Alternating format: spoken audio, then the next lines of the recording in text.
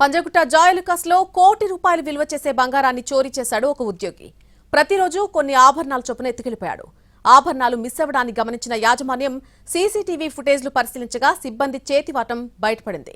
వెంటనే పోలీసులకు సమాచారం ఇచ్చారు. దాంతో నిందితుడిని అరెస్ట్ చేసిన పోలీసులు బంగారు ఆభరణాలను స్వాధీనం చేసుకున్నారు.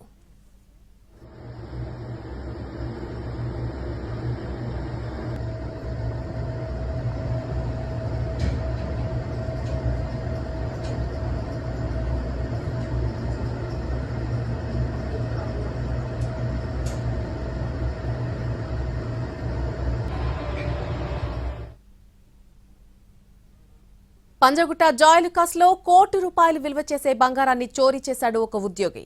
ప్రతిరోజు కొన్ని ఆభరణాల చొప్పున ఎత్తుకెళ్తూ ఉండేవాడు. ఆభరణాలు మిస్ అవ్వడాన్ని గమనించిన యాజమాన్యం సీసీటీవీ ఫుటేజ్లు పరిశీలించగా సిబ్బంది చేతివాటం బయటపడింది. వెంటనే పోలీసులకు సమాచారం ఇచ్చారు.